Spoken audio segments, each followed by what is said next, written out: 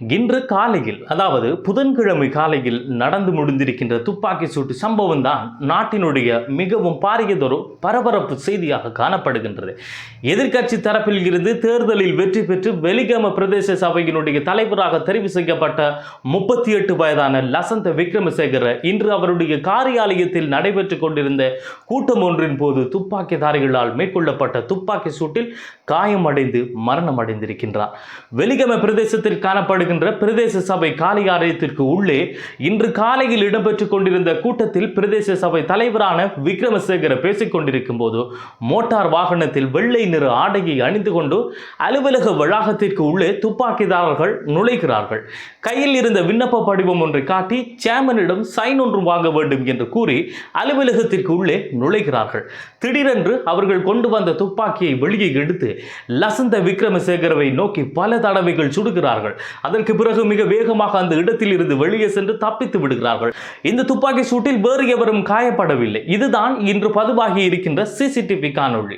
பல துப்பாக்கி ரவைகளால் தாக்கப்பட்டு உயிருக்கு போராடி கொண்டிருந்த தவிசாளரை அவசரமாக மாத்தறை வைத்தியசாலைக்கு கொண்டு சென்ற போது சிகிச்சை பலனின்றி வைத்தியசாலையில் வைத்தே உயிரிழந்திருக்கின்றார்.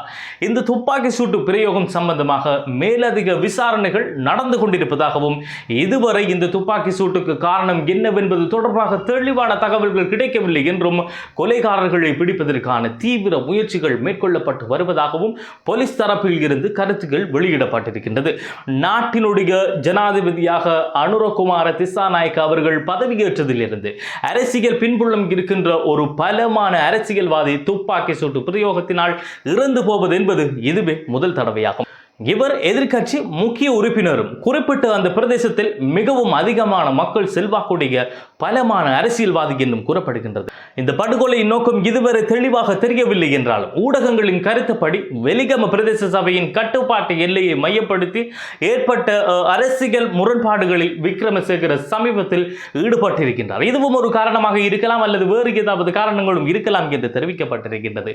இவரது படுகொலையானது இந்த வருடம் நாட்டில் அதிகரித்து வரும் குற்ற செயல்கள் மற்றும் வன்முறைகளில் பின்னணியில் இடம்பெற்றிருப்பது குறிப்பிடத்தக்கது. இந்த குற்ற சம்பவங்களில் பெரும்பாலானவை போதைப் பொருள் வலையமைப்புகள் மற்றும் திட்டமிட்ட குற்றக்குழுக்களுடன் தொடர்புடையவை என கூறப்படுகின்றது.